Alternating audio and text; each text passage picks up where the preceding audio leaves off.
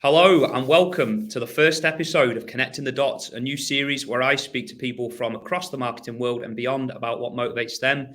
In this first episode, we have Della Driscoll, a freelance copywriter and social media strategist. Della, thanks for joining. Hi, Neil. Thanks for having me. I'm excited to be here. We had a little bit of an ordeal getting on to this, didn't we? Yeah, a massive ordeal. Good old technology. It may or may not have taken us 40 to 45 minutes to figure out how to actually record this. But the important thing is that we're here, and I think that our sanity is just about intact. But yeah, that's a nice place to start, actually. So this podcast is going to be talking about mental health, specifically within marketing, but also touching on your experiences, Della. I know that you're quite outspoken about this, so really excited to have you on. And I feel a bit icky starting with this question, to be honest. So I'm going to try and phrase it in a way that isn't tell me about yourself like every job interview you've ever had. But if we try something like, what inspired your foray into the world of marketing? Was that any better? That was a bit better, yeah. It's not as cringy. So I always dreamt of being a writer. I just wanted to write books, work for a magazine, all of that. And I didn't really just jump into a marketing job straight away. I got I got an apprenticeship for admin just so I can get in the working world. And then when I finished the apprenticeship at the company I was at, they were like, well, what do you want to do? And I said, be a writer.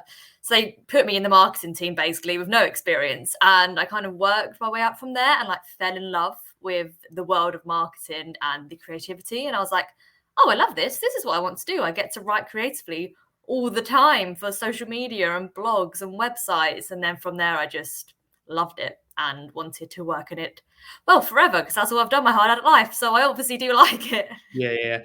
It's a great moment when the penny drops and you realize that you've spent years doing something you really don't like, when you could spend the rest of your life doing something that you do like and that you're good at.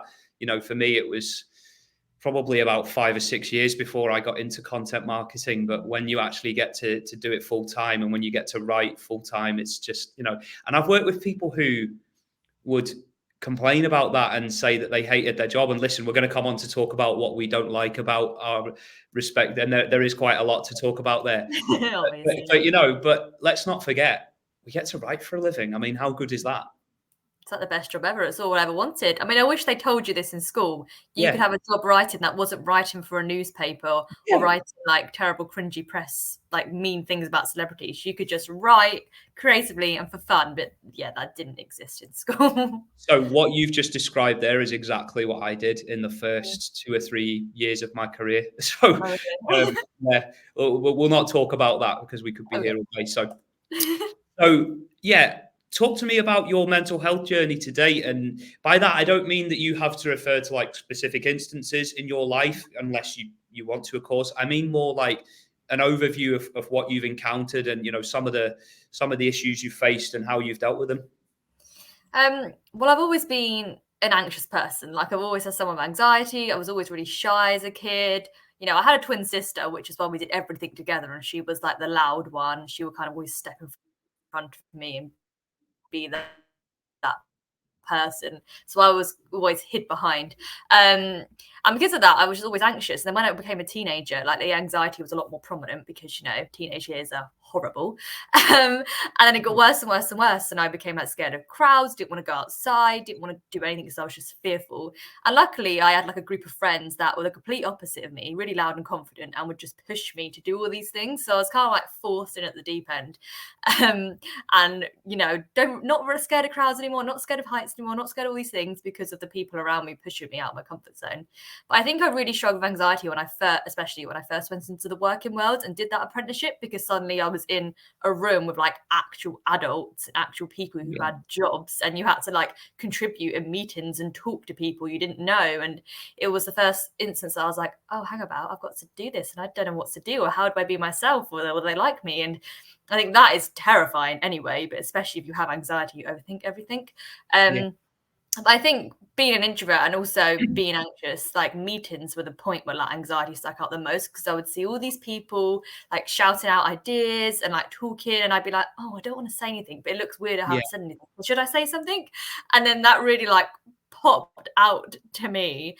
And And it just became one of those things. I was like, right, I've just got to fake it till I make it. And so, like, Yeah. through my whole 20s, all I've done is like fake it till I make it. I'm like, just pretend that you're not anxious at all and just put on a front. And eventually, I just got less and less anxious because I just got used to showing up in meetings and showing up, meeting new people and going traveling and doing all these things. And now I don't find things as fearful. Obviously, as someone with anxiety, it's all still exists. It's not hidden, but it is not as bad as it used to be. So yeah, it was just kind of pushing myself out of my comfort zone and kind of forcing myself to do it and speak up in a room full of people. And only recently I did a public speaking gig, sharing like one of my written books that I've done.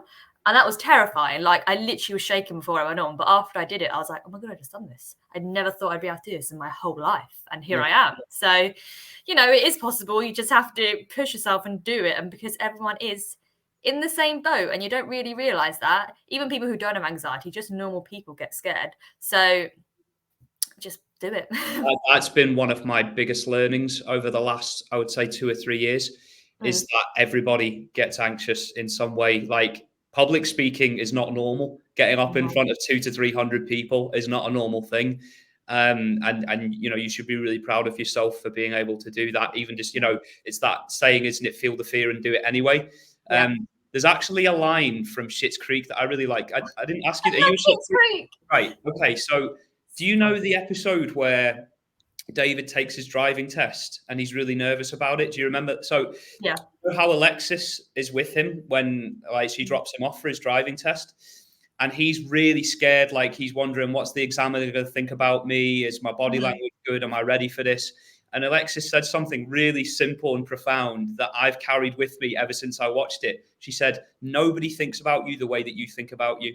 Like, Yeah. nobody cares. So when you go up and speak on stage, and I've had this with my local BNI chapter, like, when I first even had to get up in front of 10 or 15 people, I was terrified.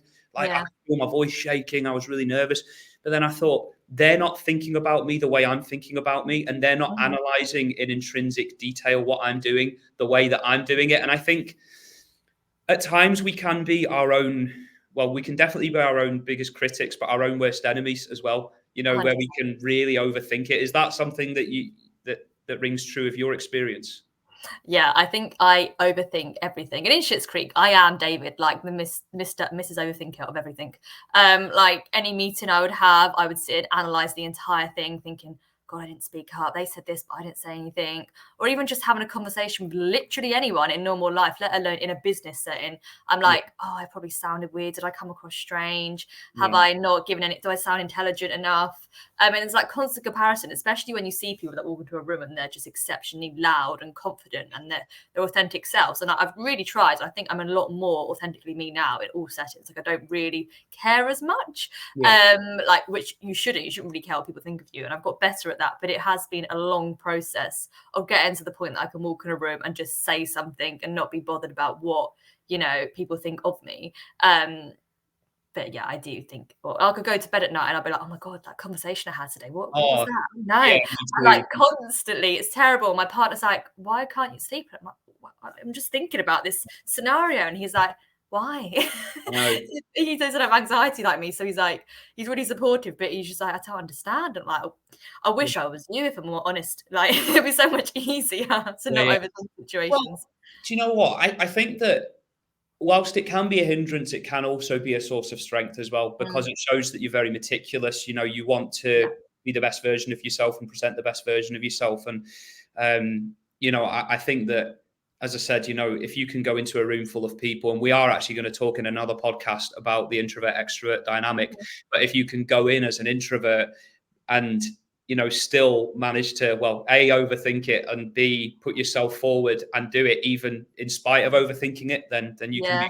can be really proud of that. And I think that's something, as I said before, that I've learned, is to, even if the first few seconds you're not really sure what you're going to say, is just do it. And you'll never, like, I hardly ever regret it if I Mm, speak up in a meeting. Even though I'm an extroverted guy myself, mhm. I'm not a great public speaker, but whenever I've done public speaking arrangements, I've always had good feedback, and Yeah. I've never regretted it once, even when I've made a mistake, because you learn so much from doing it. you Yeah, know? no, I completely agree. Like, I never regret speaking up. I remember a colleague, like before I was self-employed, when I worked in an office, telling me how like she really appreciates and values when I speak up, because I don't do it as often as other people. So when I do speak up, it's obviously something that's been well thought out. It's something that's, different to what everybody else has said, and I've really like had the time to think about it. So it's Yeah. often more, not always more profound, but a bit more thought of. So I was like, that's actually stuck with me. Like, maybe what I say is of value. Yeah, But yeah, also, I think overthinking, like, it does show that you do really care. Like, I overthink about all the little things. Even when people just come around my house for dinner, like, I overthink all the details. And it's like, why am I doing this? Well, nobody else, people do this. But I'm like, why am I doing this? And it's because I yeah. care for people to have a good experience with me and want them to, be happy and feel safe and, feel like I'm present in that situation. So I think it is a benefit as well as a bit of a drawback, has Yeah. its pros and cons, like everything. I think I didn't have this written down, or this wasn't really something that came into my head until now, but Mm. I think that even if you are feeling that anxiety, as I said before, like it's a good thing to have, but it's all about having coping strategies to manage that. Because Mhm. if you don't have those coping mechanisms in place, you could be depriving the world of some really good ideas. Like when you said about how people value what you do, but they might not have known about the ideas you had you not spoken up. So I think Yeah. that the whole thing is that the anxiety is always going to be there. So you Mhm. can't, and in some ways, you wouldn't want it to not be there, because you don't want to go into a meeting or a presentation being too cocky, or being Mm. overconfident, because that's conducive to really screwing it up. But True. you want to manage it to a level where it doesn't take over and you feel like you can't speak up, or you can't put your ideas forward. Because I know from talking to you, you've got some brilliant ideas, and Thank you. it's all about kind of putting coping mechanisms in place, and that is something we are going to come on to talk about later on. So Mhm. we'll stay with that point. But yeah, being a business owner, as we know, it comes with its own unique set of challenges, which can seriously compromise one's mental health, as we know. Mm. So, from my point of view, it might be wondering where the next client's coming from, or a stagnant Mm. freelance market, which it appears there is at the moment. Yeah. Difficult clients, late paying clients, all the rest of Yeah. it. Uh-huh. You get the idea. But I want your perspective. So, what are some of the biggest challenges you face since going solo? And I guess how do you reflect on those challenges? I think the hardest thing I've had to experience, well, a few things. The first thing is the low periods. Like, I thought I would enjoy times when it's a bit, quieter and I'm not like manically busy. But because I'm such a productive person and I always want to be doing something, I really struggle to relax. So when things are quiet, it gives me my mind like, it feeds my mind to be like, ha ha ha, you suck. So then it really makes my mental health a lot worse. So yeah, low periods, I really, really struggle to think straight or think that I'm good enough. And that often leaves me like scrolling on LinkedIn and then comparing myself to Yeah, everyone out there of these like really big bold posts about what they've achieved. And I'm like, oh, I haven't I that person. So yeah, it's really like a breeding ground for my brain to hate me. So I really do struggle when things are quiet, because then also I think I'm comparing myself to other freelancers, but then I'm doubting when work's going to come in. I need a project coming up, then money worries will kick in and I'll be like, oh my God, what if I don't get anything else in? Am I going to now be poor? Like, have I got any money to do this? Even though, I'm very financially savvy and I've got reserves and I'm plan like that. But in my head, I'm still panicking like, oh no, like, what am I going to do if the next project doesn't come in? My retainer clients stop working with me. What am I going to do then? yeah, And yeah, like, all this unnecessary panic just sinks in my logical brain. I'm like, I'm going to be fine. Like, these quiet periods are normal. I've spoken to freelancers who've worked in the business for like 1 year, 2 year, 15 years, and they say exactly the same thing, that dips and peaks are normal. So I don't know why I sit there and worry so much about what's going to happen, because I've only been doing it full time for 6 months. So I have to keep reminding myself of that. And I suppose how I deal with it is the reminder that, I am new to this. It's not me, it's the industry right now. And like speaking to other people really helps. Like, I'm very lucky I have a co-working group in Folkestone, which has a lot of like remote workers, but also business owners. So they're like a nice reminder to like pull me through those hard times. And also I know a lot of business owners around here. So going to networking events, like I talk to people about it and they're like, yeah, you're fine. Like, this is normal. This yeah. is what we do. So I think they're the sort of strategies that help. I have seen as well, like people having like positivity logs and all that sort of thing to like boost myself up. But I also use those times as well as like, this is a quiet time. How can you work on yourself? So I like to do like training courses or update my website, work on my own social media, personal branding, or like write my books, which I love to do. So I try to really make it a positive time rather than sit in negativity and cry and watch Gilmore Girls, because Oh, it's as much as I love to do that, you can't do that every day during a quiet period. yeah. Well, I haven't added crying and Gilmore Girls to my list of coping strategies yet, but maybe I will It's a do good after your recommendation. one. Um, you know, something you said there really rang true to me, and actually, this is how we got to know each other. My Mm, whole ethos, and you've basically articulated it there, is we want to build each other up, not mhm, break each other down. 100%. And I feel like on LinkedIn there is a lot of that, where people are saying, I made this much revenue last year, Yeah. here's how I did it, or here's why your content sucks, or Yeah. here's why you get no clients, here's why your business sucks, or here's why here's why your business has got no direction. It's like, Mhm, really, like, we're all trying to help, we're supposed to be trying to help each other here, or at least we should yeah. be. That's the And whole point of you're life, being a to help complete people. dick about this. Like, and I think, was it the money post that you liked, where I said, if you talk about money at any level, then you are a Mm, dick. Basically, yeah. if you're using money as a vehicle to belittle others, Mm, then that says a lot about you, really. Like, and you commented on it, because I know that you'd said to me that you'd been feeling a bit down at the time, and a mhm, bit worried about where the next client was going to come from, and I can completely get on board with that. And I think that was, it was obviously, it would have been nice for you to know that there was someone out there putting out an idea like that, but it was nice for me to know that there were other people supporting that idea as well, yeah. and that they were receptive to what I was saying. Because I'll be honest, when I put posts like that out there, I'm almost thinking, well, are people going to jump on and say, well, if you don't like it, scroll past it or whatever? But I just see so much of it, and it can get Mhm, really, really draining. And what you've said there is spot on. Like, I've been around people who are actually quite pleasant people one on one, but then mhm, they'll put out LinkedIn posts that say you're getting it all wrong, you're overthinking it, you're doing this wrong and that wrong, and it's like, this this isn't you. Like, why are you doing this? Are you doing this to get kudos and internet points? mhm, It's all a bit weird. Whereas the people that I've got the most time for, and the people that I've built the most sustainable relationships with, mhm, are people who are consistent. So they will support you no matter what, and their whole kind of message, their whole ethos, their whole personality is one of support. Like, mhm. they support you through thick and thin, and they're always putting things out like shout out. I love the shout out posts. Like, I don't do enough of them, but when they I say, love doing them. yeah, like building people up, and you can actually get some clients off the back of it as well. So, like, I got a shout out post about me about 6 months ago from somebody, and I got a referral from it. So it just shows the value of bigging each other up. I just thought I'd say that, because it's something you and I are very big on. Mm. But I will warn you, if I see any posts on your feed saying how much annual recurring revenue you've made, then it's going to be a swift unfollow, I'm afraid. Yeah, I mean, yeah, the money posts are like a massive anxiety for me when I see them, because it's like, here's how you get a 10K month. And I'm like, why are we aiming for just money? Like, obviously money is a good thing in life because you need it to live.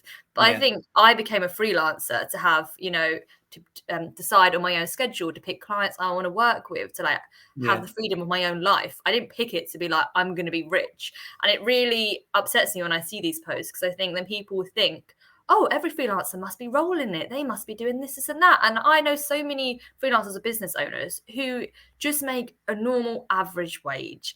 And mm, that's fine. Like, we don't need to be flying off to Dubai or being, on these private yachts or having these massive mansions. We can just live content lives with people that around us that are lovely. And the more I've got to know the local community, the more I fall in love with business owners, because they're so lovely and they're so supportive. And I love doing shout out posts because I believe that everyone should lift each other up. That's the whole point in life, to be kind to each other. And I just don't like posts that are so belittling or mean or make you feel rubbish about yourself, because why would you want to do that when you could write a post that's going to bring joy to someone's day rather than make them feel bad about themselves?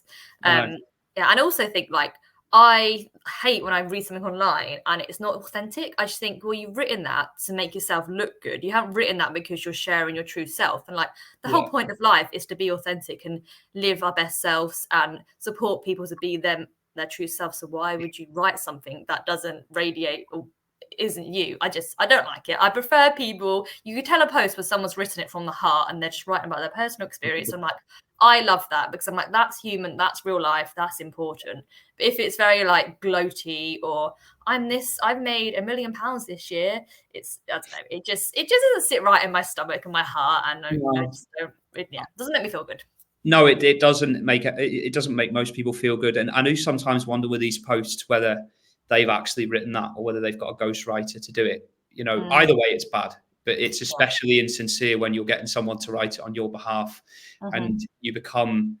Listen, there's a lot to be said for personal branding. I'm not here to attack that, but when you become more of a brand than a person, I think that becomes a problem. And I do see a lot of people on LinkedIn who I feel like they're more brands than people. And let's not forget, people buy from people. They don't buy from businesses. So we need to remember that. You touched on it there as well about the importance of networking. You talked about your local meetup group. Just talk to me a bit more about that, because, I don't know about you, but my mental health has been impacted at times by the lack of people interaction.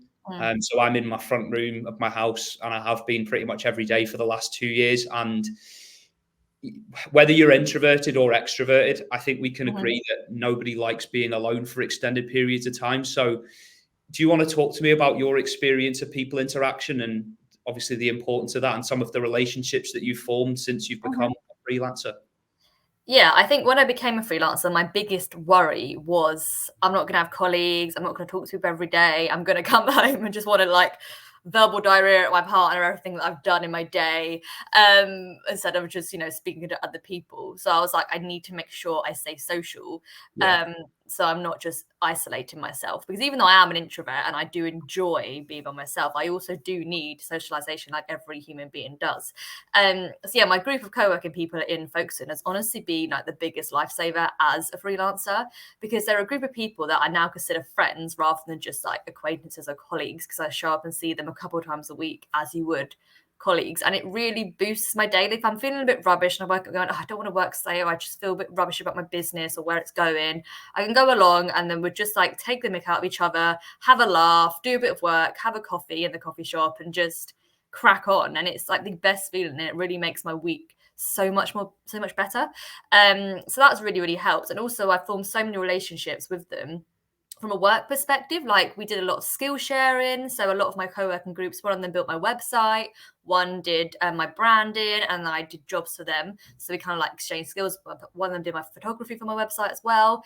And I just love them all. Like, we just know we can help each other. Or if I have like a client that needs a website, or if I like to design, or if I have a client that needs branding, like I know who to go to. And it's really nice being able to like refer people that I love and spend time with and know they'd really appreciate that work.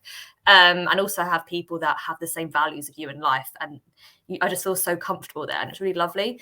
But also like going to like meetups locally in Kent where I am, like the marketing meetups are really good place for me, because it's full of people I know from like businesses around Kent, but it's also people that all in marketing, so they get the same like, woes we have, or the good things about marketing. You can just discuss that about clients and things, and that's a really nice safe space. Also Digital Women I really, really love, because that's like a nice strong space for women to really show their authentic selves and like, again, discuss things about business life and also work in digital marketing.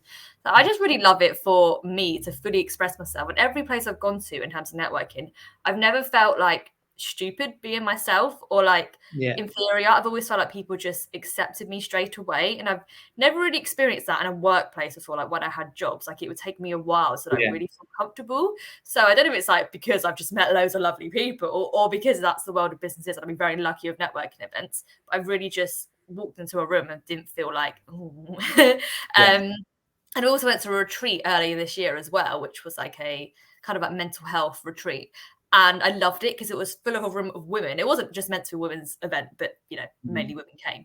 And they were just so lovely and accepting. And it was, again, really great to learn about what other people do, how they've like grown in business. And everyone was so like in awe of me because I started this business so young. Whereas before I went to that event, I didn't really think anything of it being only 27 and having a freelance business. So I was like, doesn't everyone do this? Like, I don't see it as a big deal. But then when you go to places like that, you realize kind of like how far you've come, and how like, you know, Yeah. I should be proud of myself, and how everyone should be proud of themselves. Because I think online, when you're comparing yourself, you don't think about your own journey, and also likewise, people don't think about their journey. And then when you get chatting, you realize how great everyone is and what they've achieved in their own way. So yeah, I just love networking events. Sometimes, obviously, they're really hard to go to, but for mental health reasons. But yeah, I do love them. I mean, on that point, actually, just so we can maybe depress the viewers as much as you depressed me. How old are you again? Was it 25, 26? Yeah, I'm 27. Oh, 27. Okay. Well, yeah, still depressing. But, you know, you think about, you know, the fact that you're doing this at 27 and getting out there like that, you know, I certainly was not like that at 27. And I can think of a few 27-year-olds that I knew at the time who weren't mature enough to do things like that. So I think that one thing you talked about there that I really liked as well, or you alluded to it, was this idea that it's okay to be unequivocally you. Because when you're in school and when you start out in the workplace, you're made to feel as though you need to be a certain way. Like I was always told when I was in the workplace that you're a bit too much of a clown, you're a bit too, you know, you like to joke around, or if anything, I sometimes felt like people were saying you're a bit too human, you're a bit too authentic. Whereas when I've been to networking groups, they love that side of me and they love that personality. Obviously, there are always boundaries, but yeah, from my experience, it's been such a catharsis, really, to be around people where, A, you're building each other up, as we've talked about, and as you alluded to just then, but B, you're encouraged to be yourself, because that's what makes you you. That's what makes your business what it is. And if people don't like that, the good thing about being a freelancer is you can just say to them, well, okay, maybe we're not a good fit. Maybe we should work together. But, you know, from what you've kind of told me off camera, and, you know, from what I've seen of your posts, it seems like you've got that real synergy with people who, without kind of like talking out a turn here, you might not have had that much in common with from the outside. Maybe you would look at it and think logically, oh, I might not have that much in common, or to refer back to something you said earlier, they might judge me, or they might not like something about me. But it sounds as if you all get on so well, and there is just that incredible synergy between you, and you are all yourselves, and you are all the faces of your businesses. Is that kind of what it's been like from your experience? Yeah, completely. Like, I think being yourself is hard anyway. And I really try to like do it as much as possible. As I said, through my 20s, I've really focused on my personal growth to make sure I can just be myself. But yeah, going to co-working groups and networking, I am just myself, because I just think if you don't like me, like I don't see the point in conforming to society standards. And like, I remember when I first went into the workplace, like I was so aware that I don't have like a fancy voice, or like I don't come from money, or, you know, all those like things that I thought would hold me back in life.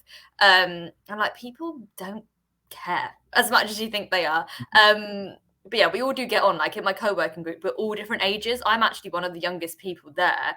And you think hanging out with people that are a lot older than you, they wouldn't get you, or they wouldn't appreciate you. But we will learn from each other, and that's like the beauty of it, being all different ages, all different backgrounds, coming from all different locations, and just coming as one. You realize like everyone is just human, everyone wants to be accepted and loved in this world, and then you can just become friends with everyone, and it's lovely and really accepted, and such a safe place to just exist and not feel like judged. And that's so important. And I wish like school and office spaces and corporate jobs were more like that, because when I worked in corporate jobs or like actual jobs, I felt a lot more pressure to like dress a certain way and make sure you sound a certain way, present a certain way, so people would like you. And there was always a lot of cliques, like little groups where like, oh, you're not included in this, or we're just going to write this person. And I really hated it, because it felt like school, where you have that like hierarchy of like, these are the popular people, these are the unpopular people. You don't want to go near the unpopular people. And I was never the popular people, I was in the unpopular group. So if having that in an actual like office environment, I didn't like. So now being a freelancer and like choosing who I spend time with and work with gives me that freedom to like be myself even more and just enjoy my environment more, which, you know, I mean, from my experience in offices, obviously there was good and bad. It wasn't all like everyone was mean. A lot of jobs I did have really nice people, but there's always that like hierarchy and like people judging other people sometimes, which I struggle with, because I've never understood why people judge other people. Like everyone's just trying their best to live and like enjoy life. So why would you judge them for doing that? Yeah, do you know what?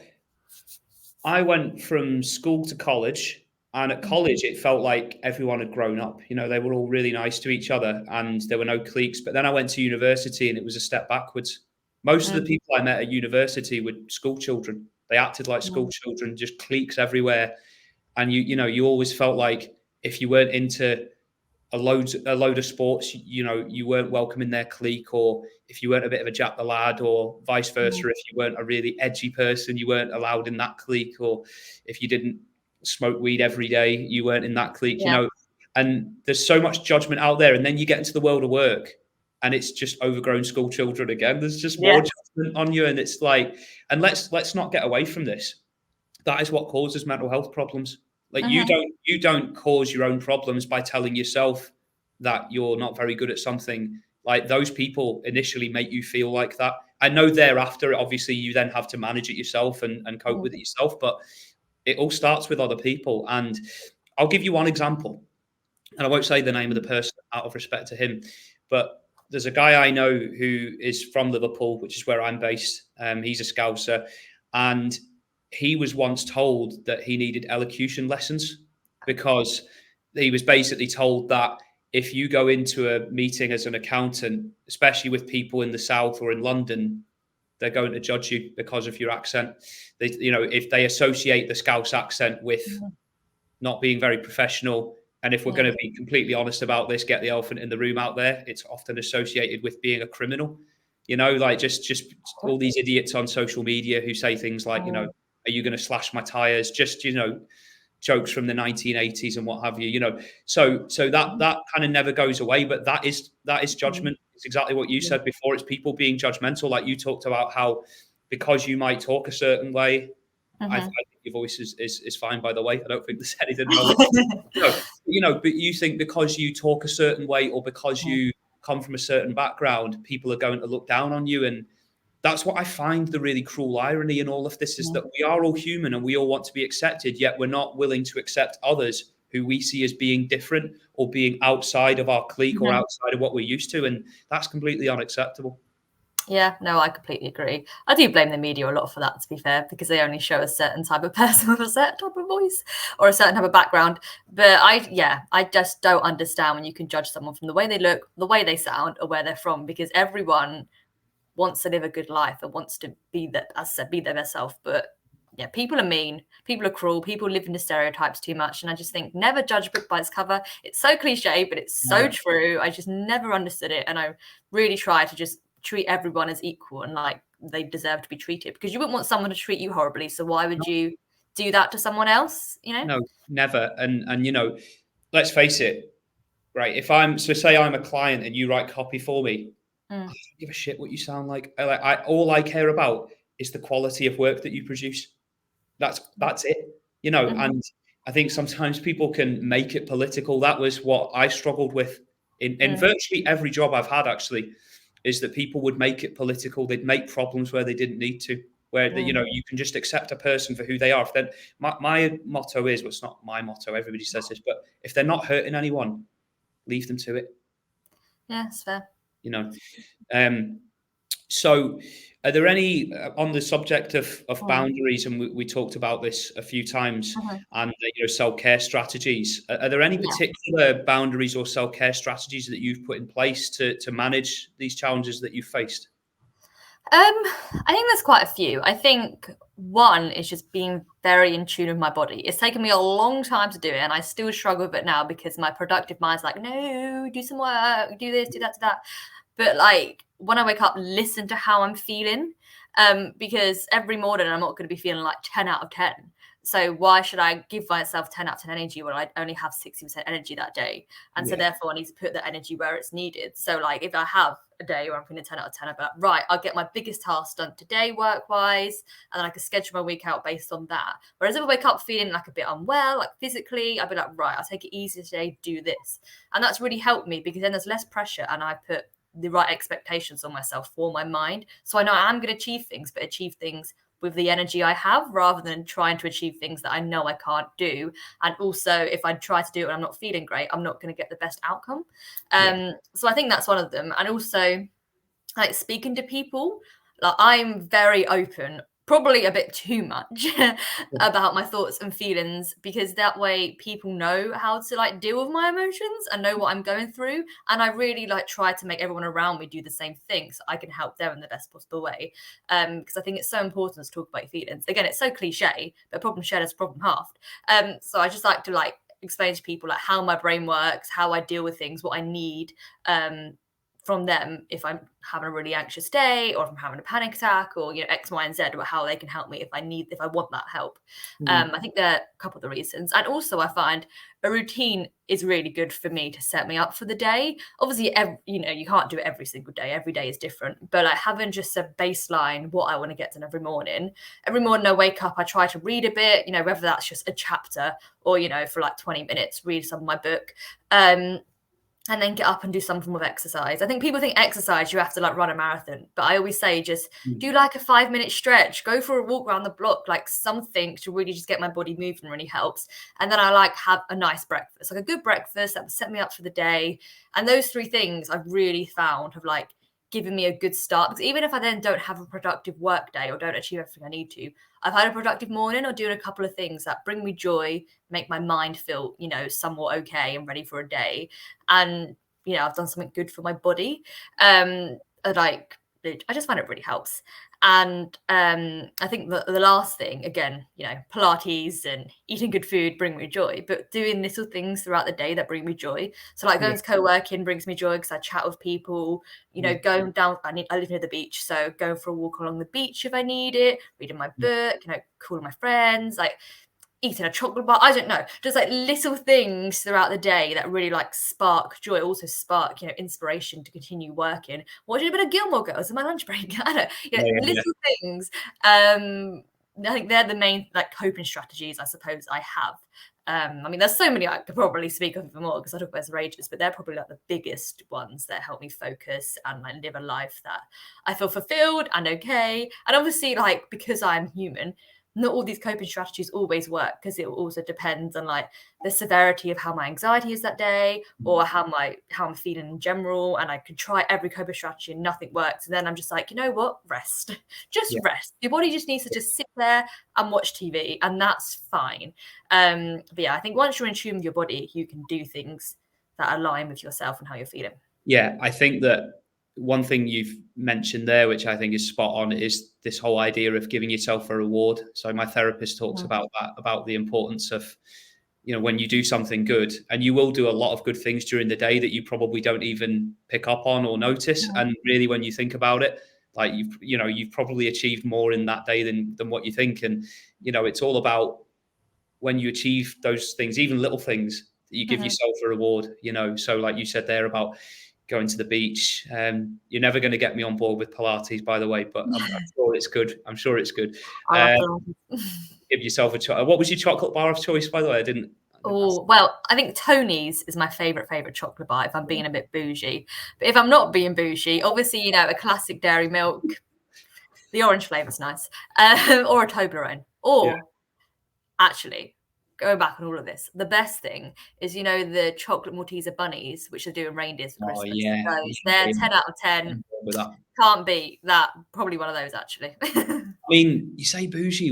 Is Lindt not the most bougie chocolate bar? Or a Ferrero Rocher? Well, it's not really a chocolate bar, though, is it? Yeah, I'm a love for it. I don't actually like Lindt that much. I'm not. It's because it's very milky. Whereas at Tony's, I've actually got a couple of Tony's bars in my cupboard. So I think Tony's are a little bit pricey. I think they're on the same level as like Lindt, like price wise. Yeah. Because I don't really like Lindt that much, I'm like Tony's. Yeah. Okay, nice endorsement for Tony's there. Sorry, I went a bit off piece there. I was just curious. But yeah, please sponsor the podcast, thank you, Tony. I know, yeah. Sponsor my podcast. Give me some money. That'd be great. So, as we know, managing a freelance business involves juggling multiple roles, too many at times. So how do you maintain a balance with that? How do you maintain a balance with your work and personal life to safeguard your mental health and set those boundaries? I am a super organized person, probably a bit too organized.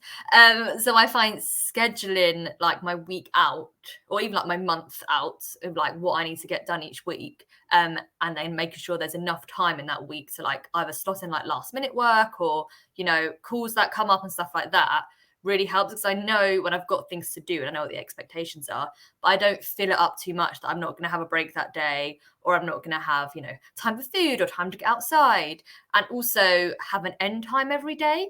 I think, if I didn't have an end time, I can just work and work and work and work. So like, I'm going to shut my laptop this time. I mean, my partner works a 9 to 5 and he gets in usually at 6 every night. So I'm always thinking, I want to work till 6 at the latest. Or if, like, sometimes I do evening work, but depends on my mood. I mainly work in the day. So I think having a start and end time of that day and like scheduling in breaks, I find really helps like balance my work life and my personal life, because I know when I have the time to talk to people, I'm booking time to see people, but also know I'm not overworking too much. That's become my whole existence, because you need to have like that balance of work and life. I also think I'm getting better at this, but setting boundaries and like saying no, because I think as a freelancer, you're like, yeah, I'll do that, I'll do this, I'll do this, I'll do this. And then you take so much on and you're like, I actually can't do this, but I'm going to do it now because, this may not come in again. So I'm getting better at saying no for, if it's the wrong job, or if they're paying me too little, or if it's not actually, worth my time and value, if it's making me devalue myself, I'll say no. And then I'll do it next week. I'm booking it when it's like appropriate for me, because if I like overbook it too much, as much as I thrive on being busy, it can be a bit too much pressure, and then I'll go the other way and be like, I've just overwhelmed myself for no reason, when I could have booked this call in next week, or I could have done this work another day. So I think learning to say no is such a powerful thing, because you're not taught to say no. You're only ever taught in life to say yes and be a people pleaser. So learning the power of no has been a really hard lesson, because I still do. I'm saying this like I say no a lot. I don't, but I'm really trying to make sure I say it more often to help me set boundaries for myself and for my sanity, generally. But I would say the last thing, again, I think I touched this before, is like talking to people about like my feelings and like them, and also like people's expectations of when they want to see me. Like you see family, friends, whoever, like whatever you can, but like seeing how much they want to see me, or how much they want to talk to me, or how much I want to talk to them, and then booking that time in accordingly. So making sure I have enough time for each person in my life. And so like I have, I can make my social people in my life work, like the relationships can work, but also making sure my work life is growing as well. And just, it's a hard thing to balance, but as long as you prioritize correctly, you can fit it all in. And whoever gets that balance, absolutely right. Hands up to any, no one gets it spot on. So, if you can find even a semblance of balance, then you're doing something right. And, the power of saying no, that's a brilliant, it's a brilliant power to have, so I've done it many a time where you just, you say yes to somebody and you regret it instantly, pretty much. Or, within a few weeks of working with them, you think, oh God, what did I do this for? It sounds, you, as I said, really switched on with stuff like that. And that's absolutely brilliant, because, especially in the first year of being freelance, it'd be quite easy to just say yes to everything and burn yourself out for the sake of getting working. And I think if you can put those boundaries in place this early on, then, you're on the right path for sure. I could probably take a leaf out of your book in terms of the organization as well, because I do not have a cutoff point for when I start work and finish work. And again, that sounds like it's really working well for you. So that's awesome. Are we on the last question? Oh no, we're on the second to last question, I think. Oh no, 3 actually. We've got 3 questions left. So one word that gets used a lot in relation to mental health is stigma. So, many people believe that there's still a stigma around discussing mental health even in 2023. So where do you stand on it? Do you think there is enough support out there, particularly in the freelance world, or do you think more needs to be done to raise that awareness? I think with mental health, I mean, it has changed amazingly over the last 10 years. Like when I was in school, there was not this level of support. And I'm so thankful of how much awareness has been raised, and how much, education is taught about mental health, and how people do get support, young and old, as we should. But I do think you can never have enough like awareness, or you can never teach enough, like, because there's always going to be someone who doesn't know, because not everyone knows everything, and not everyone is aware of every single issue in the world. And it's the same with mental health. I think we can talk about this forever and continue to grow it even more, and especially in the freelancing world. I think sometimes freelancers are forgotten because they're kind of, I think freelancer people were seen as a bit more like, I don't know, outcasts, or they chose this way of life. And because of that, they're not like considered, they need to be looked after, because when you're obviously employed, you know, you get a boss that looks after you, you get a manager that, you know, checks in with you. Yeah. Whereas a freelancer, you've got to check in with yourself, or, you know, who's around you. You don't really have someone overlooking what you're doing or how you're feeling. So I think it's even harder to care for your mental health. And because of that, I think it's even more important to talk about how we can care for ourselves Yeah. and look after our brains and check in with ourselves and take breaks and make sure we're doing X, Y, and Z.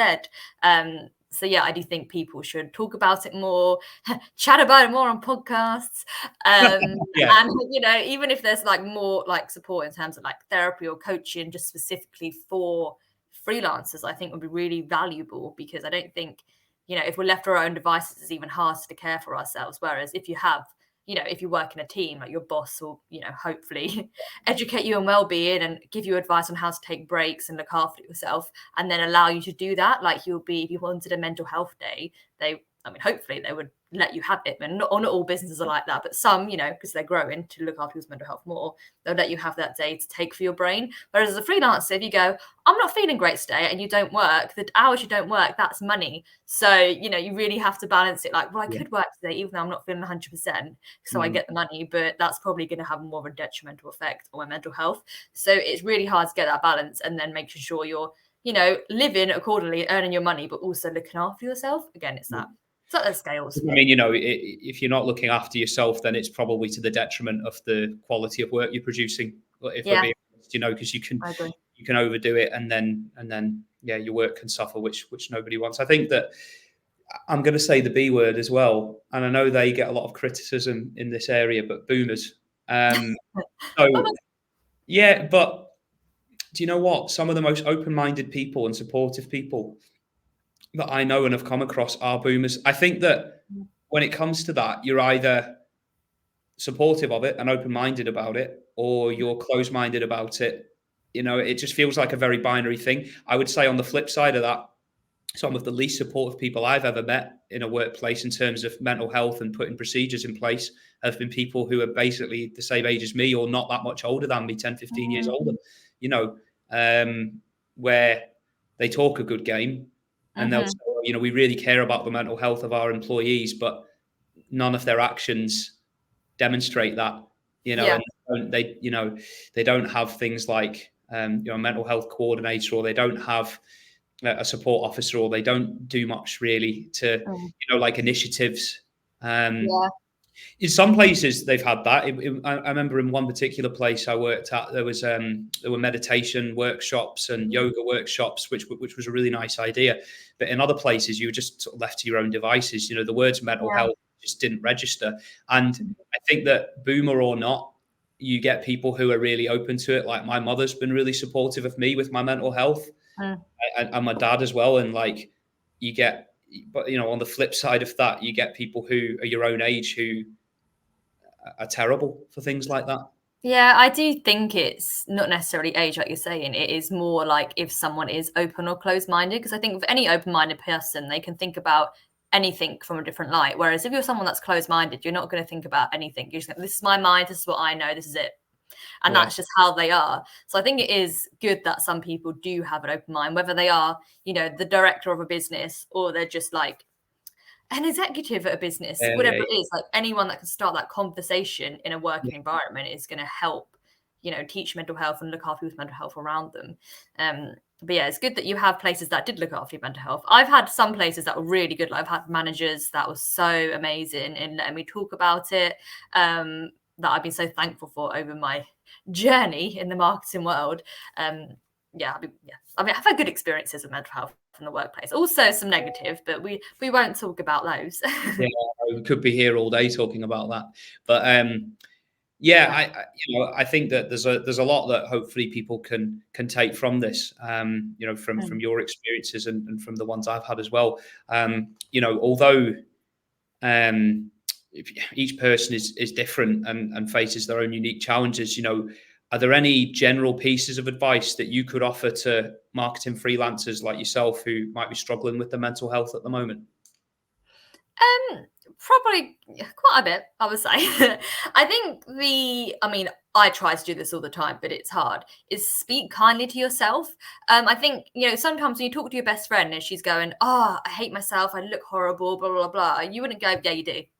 You would be like, no, you look amazing. You did really well doing X, Y, and Z. And like, that's exactly how you should speak to yourself. Like, I've had a hard day, but I've done this. Oh my, Yeah. I've got a spot on my head, but I look great. Like, it's about changing the negative to a positive, because we're not always going to be completely positive or always happy, but you can have a positive outlook on a situation. And it doesn't mean you need to feel fully happy about it. It's just flipping negative on its head and speaking kindly to yourself and just being realistic. Like, yeah, you felt rubbish today. You've, had a stomach bug, or you woke up, you didn't have much sleep last night, but you achieved a day. You got through the day. You've taken it step by step. And that's like so important to help you feel better about yourself. And reminding yourself you're doing your best. And like every single day, all we can do is the best we can do. And that's all it should be. I've seen so many people also talk about a positivity log, and which I still need to do. And what it is, you write down like everyone that sent you like kind words over the years, or if they say a compliment, write it down. And then when you're feeling rubbish, you can just look at it and read it. And I think that's a really good and valuable task, because then, you have some reaffirming pieces of advice there right in front of you.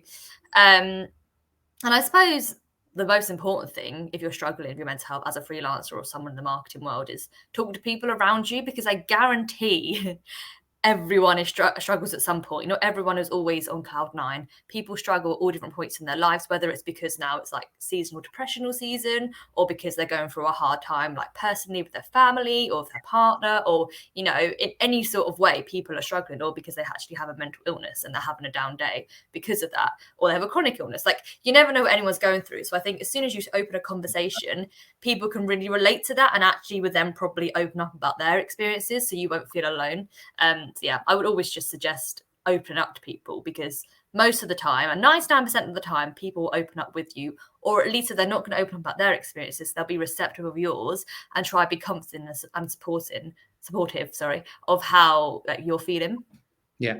And do you know what? I actually think that one of the reasons people suffer from mental health problems, particularly in the workplace, is due to the struggles of people who won't open up about it and will take that out on other people. Like you can quite often tell who likes themselves and who values themselves and who doesn't. And I'm not saying that everybody should get together in a corner and cry or be really open about it all the time, because obviously, I know, it can be really effective. But I think that, like, even if they could just be a bit more transparent and a bit more human, not even necessarily having to say what they're going through, but just being kind to people who are struggling and trying to, because the way I see it is, if I value myself, I'm going to value people more as well. And I'm going to value their struggles. I'm going to feel that empathy because I feel empathy for myself. Whereas you can tell when people don't feel that empathy for themselves, then they tell themselves, I'm a loser, I'm bad at this.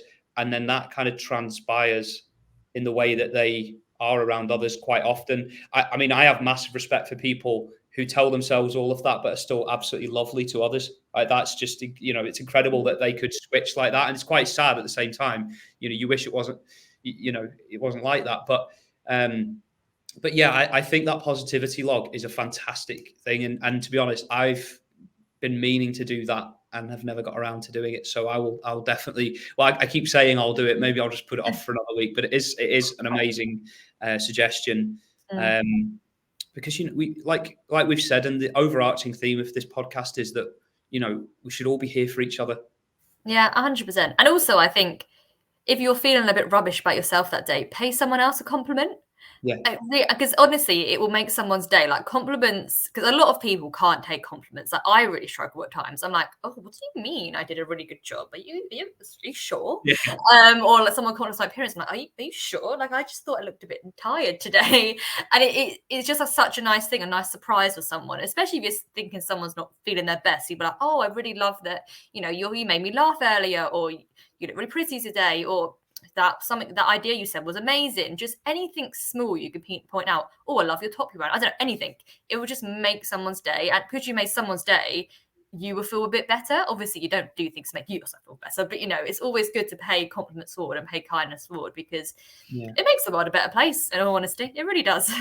I mean, I think back to some of the managers I had before going freelance and some of the clients that I've had since going freelance, and just the real genuine people who will make you feel 10 foot tall and will be nice to you when they, even whether you need it or not, they'll just be nice to you regardless.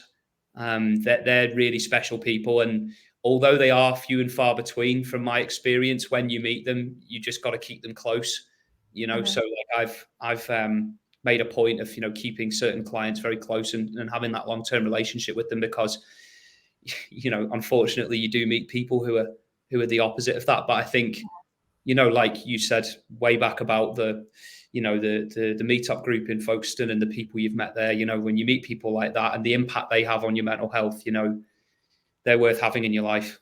100%. I also think when you meet people who align with you, you do improve your self-worth and how you feel about yourself. And then you start to attract people that are more on your wavelength.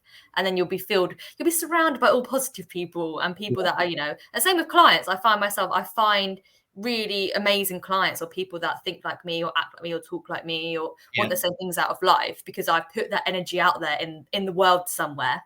And it does come back in a way, and I really love that.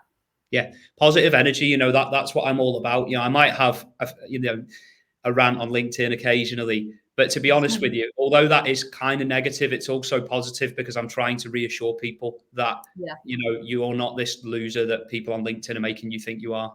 And that you don't need to be doing 100 grand a year in your first year of business to be successful. I think that's the big thing for me. It's all about building people up. Like if I felt like I had made someone feel rubbish about themselves, I couldn't live with myself. And listen, to be totally honest, I have done that in the past, and I know I have, and I feel like ashamed of that. So that's what I'm trying to change now. Is I'm not about any of this beating people down or saying you're getting this wrong or you're getting that wrong. Because I know I've gone over this a couple of times in the podcast, but you just don't need it, do you?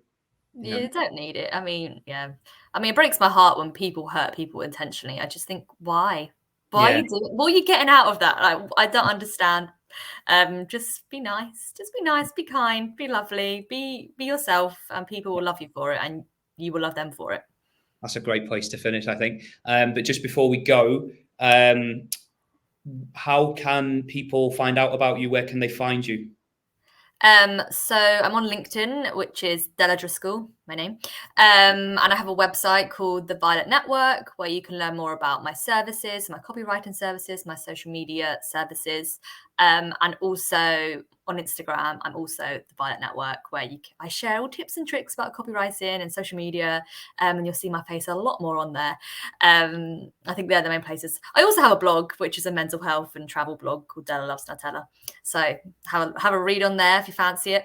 I think they're the main places, so you can find me. Yeah, loads of different channels there. And your Instagram feed is very aesthetically pleasing. So I definitely recommend that to people. I will try. Yeah. Della, it's been an absolute pleasure. Thank you so much for coming onto the podcast and speaking with me. Thank you for having me. I've really enjoyed it.